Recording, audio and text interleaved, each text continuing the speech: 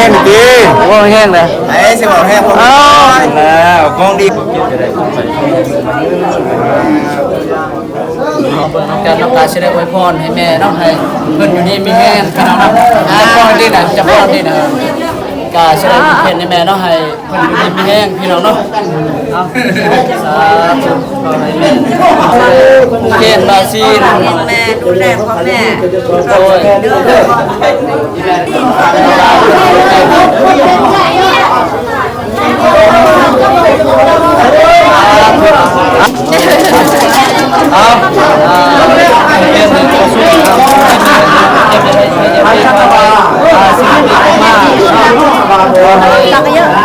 อยู่คนเยอะ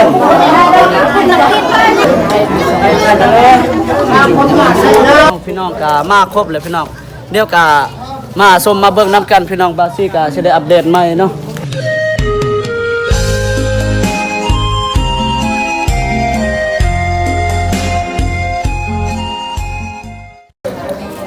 เอาสบายดีอีกครั้งพี่น้องเนาะสบายดีเด้อพ่อแม่พี่น้องพ่อแม่พี่น้องทั้งลาวและทั้งไทยและก็ต่างประเทศเนาะมื้อนี้ก็มาเขาอันนี้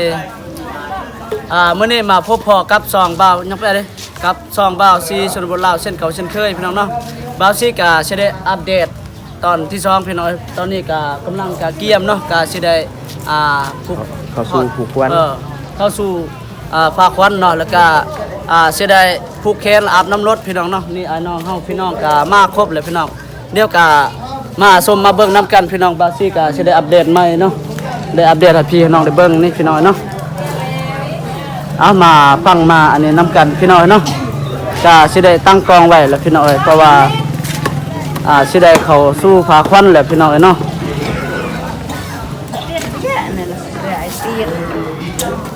ได้บ้านนั่นแหละจับขาเป็นดีนะบ้านอยู่ร้านเลยจับมันย้อนรถพอหน้าบ้านเขาเตะแล้วโอ้มันจะจับไปหมดคนมันตึ้งแน่แต่ขนาดไหนโป้ยเลยนะเดี๋ยวจะมาดูทำให้เขาเร็วครับเป็นยังไงครับ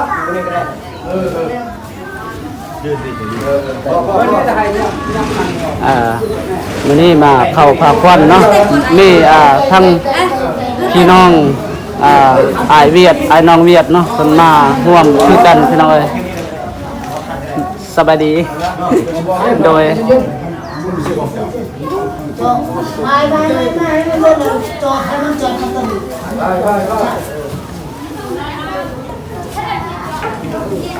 ว่าอยู่เรียนเนาะยังไม่แก้โรงเรียนเนี่ยเรียกบ้านเนี่ยเป็นโรงการบ้านเขาเรียนเรียนเป็นโรงเรียนโรงเรียนนะเพิ่นโมเฮ็ดดีๆเพิ่นตัวไวผมเป็นเลยเคยก็ปรึกษาเขาแล้ว10 บาทที่เขาไปดูดินะโมตัสสะภะคะวะโตอะระหะโตสัมมาสัมพุทธัสสะนะโมตัสสะภะคะวะโตอะระหะโตสัมมาสัมพุทธัสสะจงราเที่ยงสัมพุทธัสสะพุทธัสสะ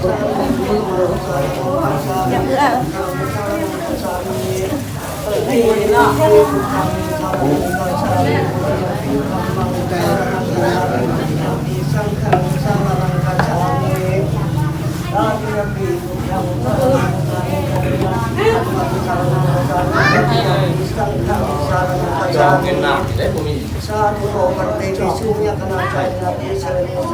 ธุจาบาอุโมปิพันโน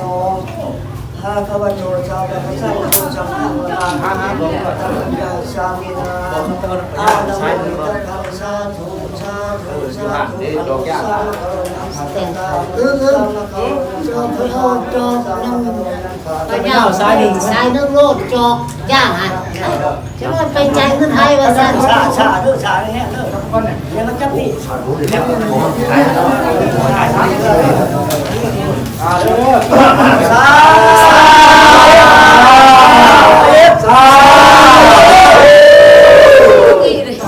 โอ้ยับออกยับก็ได้ยับก็ได้ สะภะคะวะโตอะระหะโตสัมมาสัมพุทธัสสะเมื่อนี่แม่เป็นมือสอนวันดีวันเศรษฐีว่าพุทธโลกโลกไว้นี่แม่ตรงไม่จันขันไว้นี่เป็นขันไม่แก้วผู้เฒ่าตกในแล้วที่ในแต่งยอมาอยู่ชายลอยชายลายมีทั้งภายผูกแขนทั้งแหวนใส่ก้อยปัดหน่อยใส่ช่างบ้านมือนี่เป็นมือดีมือปีไม่ใส่สีมีทั้งไข่ด้วยดีเที่ยวปอดทำเขาขอให้เจ้ามาเป็นอาหารยิงเรียนเป็นแก้มกินขอให้เป็นประเสริฐเดือดดำแต่มาแต่โบราณคนจะทรงมาเกิดเรามาชดสงให้แก่พาแก่ไทยผู้คนมีบุญมาช่วยผู้ช่วยย่อควันลูกหลานเจ้าเด้อว่ามาเยอะเมื่อนี่เป็นเมื่อนี่เป็นเมื่อวันไหนเจ้ามันก็ขันพายมันไหนก็มาเดินแก่ลูกชายยาแทนพายาเป็นพญาคงอยู่กับข้ามาช่วยผู้ช่วยย่อว่าควันจะมาหลานเจ้าเด้อว่ามาเยอะขอจะรับโยภาพไต่มาช่วยผู้ช่วยย่อสยามจะเด้อคิดผู้รองมาแต่ผู้หอผู้มาช่วยผู้ช่วยย่อควันหลานเจ้าเด้อหมออานี่บ่ไม่หมอกาจ้ากาทาตั้งแต่เขาเขาแต่โบราณคนลาบคนแต่ไห้ของพระแก่ไทยผู้คนมีบุญมาช่วยผู้ช่วยย่อควันหลานเจ้าเด้อ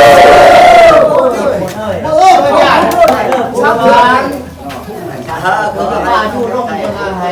มาหาวิชาชาติก็ให้เลยเป็นบ้านเป็นเมืองที่เรื่องเหลืองพอให้มาพอชมให้พาแก่ไทยผู้คนมีบุญมาชมก็จะให้เขาใช้บ้านเมืองเลย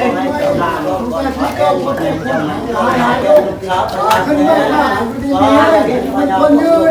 มาช่วยผู้ช่วยคนร้านเจ้าเด้อว่ามาเยอะผูกเกณฑ์เลยเนาะพี่น้องเอ้ย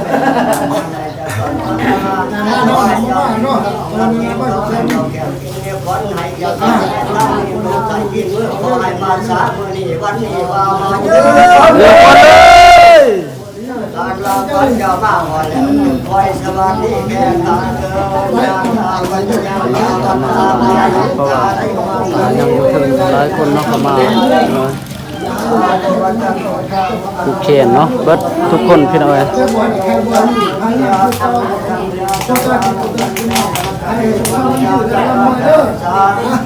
เส้นจบเบิ่งได้บ่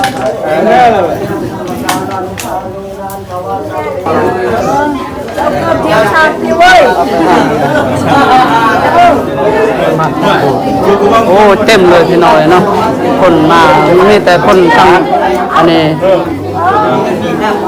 บ้านเฮานี่แหละพี่น้องเนาะเพราะว่าเฮาเจ้ามาเรียนภูเก็ตเพราะว่าจะเป็นพี่น้องทางพี่น้องไอเวียก็เนาะมาร่วมงานวันนี้พี่น้องเนาะก็เป็นน้ำกันเนาะ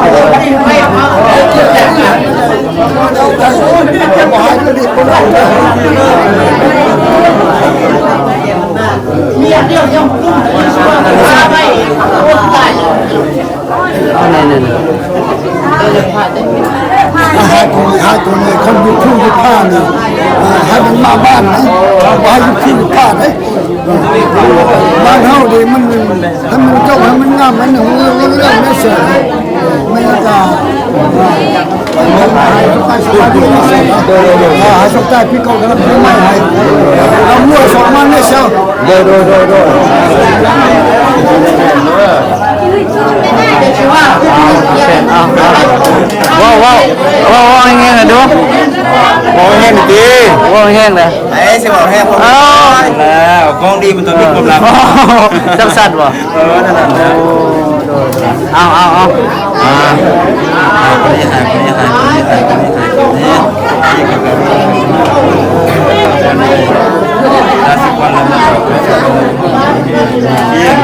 บาซีกาได้พูดไปแล้วจ้าไว้เดินอยู่ไอ้ก็ที่บ้านมันเยอะ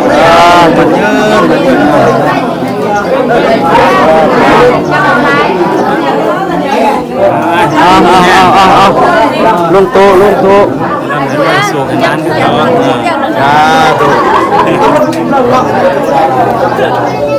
เอาลงโต๊ะเอา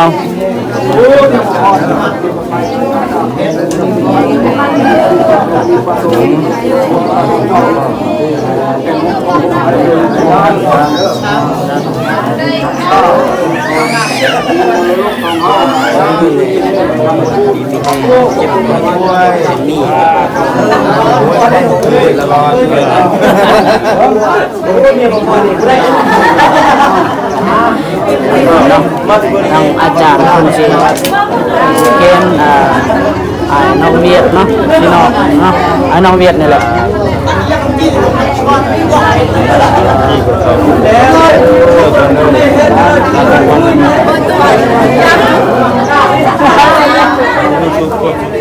สบายใจเห็นอยู่ในพอเก็บจะได้ขึ้นไป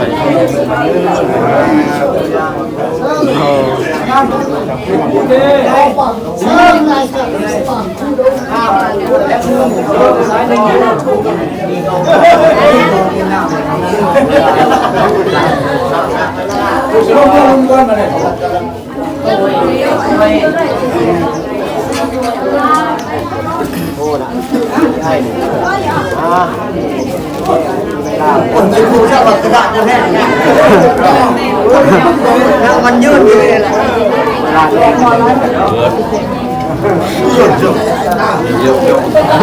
นอนลายเนาะนอน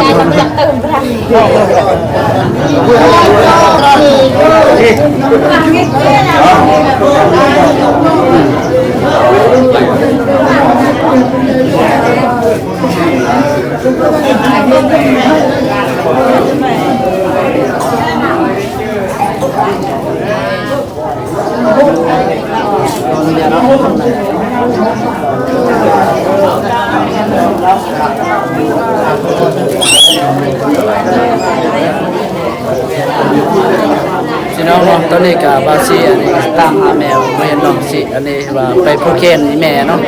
เดี๋ยวมาเบิ่งนำกันเด้อเดี๋ยวบาซีกันว่าฮะอันนี้หาแมวบ่เห็นนี่ก็สิได้ไปหาอีแม่เนาะก็สิได้ผู้เคนให้เล่านะเอามาส่งมาเบิ่งนำกันจับอยู่ใส่แล้วเนาะอีแม่เฮามันไปใส่เพราะว่ามันกัดเนาะกัดกอดผู้เคนแล้วบ่เห็นหมานี่น้อยใส่น้อยแม่โอ้นี่เอา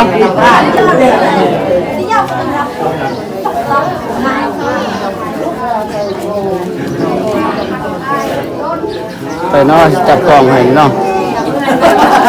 เอาร้านเพิ่งให้นี่เด้อรับกล่องได้มั้ยไอ้ผู้เคนเวทเอาเยอะๆแล้วครับได้เลยได้เลยเอาพี่น้องเนาะตอนนี้กับบาซีกับหาแม่เจอแล้วเนาะกาสิได้ผู้เคนนี่แม่เนาะเอามาเบิ่งกันเนาะกาสิได้อวยพรให้แม่เนาะให้เพิ่นอยู่นี่มีแห้งพี่น้องเนาะจะพรดีนะจะพรดีนะกาสิได้ผู้เคนนี่แม่เนาะให้เพิ่นอยู่นี่มีแห้งพี่น้องเนาะเอาสาธุขอให้แม่มีแห้งคนยืนเจ็บอย่าให้ใครอย่าให้มีตอนรับปีใหม่ส่งท้ายปีเก่าให้แม่ทุกท่านสิ่งดีๆในชีวิตปีเก่าแล้วสิกะบาซีผู้เข้มแล้วเนาะแล้วก็ที่เขาไปส่งสิได้อัปเดตให้พี่น้องได้เบิ่งตัวเนาะเจ็บมาได้โอ้ยกะผู้เข้มบาซีแม่ดูแลพ่อแม่โอ้ยที่แม่ก็สุขใจเนาะยาพันพี่น้องเนาะโอ้ยแบบของบาซีนี่เป็นเลยไปเจ็บใครได้ป่วยเด้อโอ้ยสาธุเอาขอบใจทางแม่แล้วก็เพิ่นผู้เข้มจับเนาะผู้เข้มบาซีเรื่อยๆก็สิไปอัปเดตที่น้องได้เบิ่งเนาะหลายๆมื้อนี้ก็มีพี่น้องทางพี่น้องเวียดเนาะไอ้น้องเวียดเพิ่นก็มาร่วม งานมื้อนี้พี่น้องเนาะ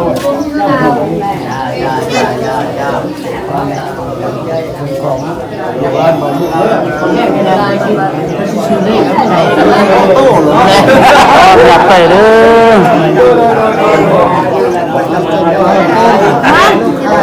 อย่าลงรถแค่ต้องอย่าเองอย่าลงรถก่อนแล้วก็ปิดน้ำรถให้เราทุกอย่าง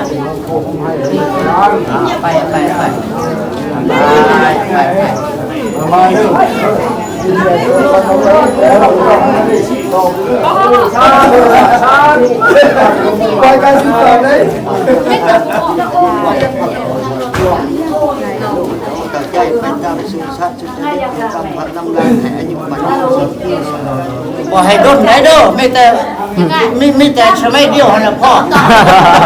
เขาสิเบื่อ โอ้จังสัตว์เนาะ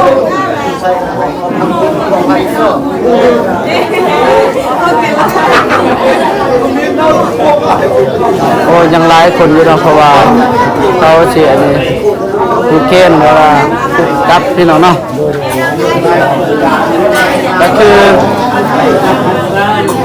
เอาเดี๋ยวเราไปอันนี้พี่น้องบาวซีกาจะได้ไปอัปเดตคุณเนาะ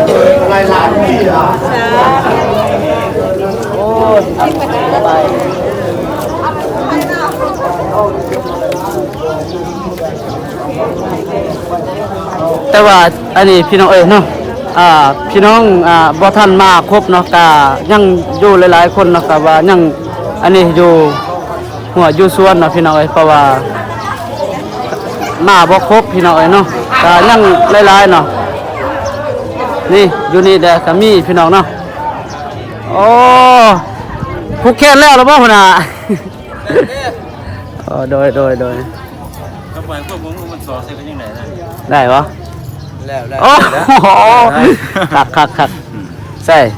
ผู้เคนหรือเปล่า แม่นเด้อ เดินนายเด้อมียังปฏิบัติติดตามน้ำกันนี่แหละเนาะ จ้า ผู้สาวบ่เด้ผู้สาวบ่ มีผัวแล้วมาเดินมาเล่นมาเที่ยวบ้านภูมิ ผู้สาวเสืออันนั้นเนาะผู้สาวพี่น้องผู้สาวอายกล้องเนาะสาวอันนี้หมวกขาวเนาะเพิ่นอายกล้องเลยบ่ได้ผู้สาวนี่พูดผู้เคนแล้วก็มาอันนี้เนาะกินเหล้าให้พี่น้องแซ่บๆทางหมู่บ้านผู้โฮมเนาะพี่น้องครับอา มา จา เด้ ร อ ย์ ควันเอ้ย มาเยอะควรเอ้ยโอ้ยอันนี้ไฟที่นี่ อ่ะกลับสบายดีพ่อพี่น้องนี่เข้าสู่บรรยากาศนอนๆมื้อนี้เนาะคอตอแค้นแล้วมื้อนี้มา บรรยากาศเย็ดตะเว้ มากินเหล้า กินเหล้าให้ ถ่ายปีเก่าเนาะ คือมื้อนี้ต้องให้พวกเราต้อนรับปีใหม่ ผูกแขนบ่ได้ผูกข้อหรอก เฮ้ยยังมากนี่เดี๋ยว ใช่เลยผูกคอนี่คอยังบ่ได้ผูก ทุกคนตะเคียนเร็วๆเนาะพี่น้องพี่น้องเอ้ยก็บาซี่กาสิได้อัปเดตเท่านี้ไปก่อนพี่น้องเนาะก็อย่าลืมกดติดตามแล้วก็กดไลค์กดแชร์เพื่อเป็นกำลังใจให้บาซี่เฮ็ดคลิปต่อไปเด้อพ่อแม่พี่น้องเนาะเอาอยู่ดีมีแห้งเด้อพ่อแม่พี่น้องฝั่งลาวและพ่อแม่พี่น้องฝั่งไทยเนาะและก็ต่างประเทศเนาะเอาบายบายพี่น้องเจอกันคลิปต่อไปบาซี่กาสิได้อัปเดตให้พี่น้องได้เบิ่งทุกมื้อพี่น้องเอ้ยโอเค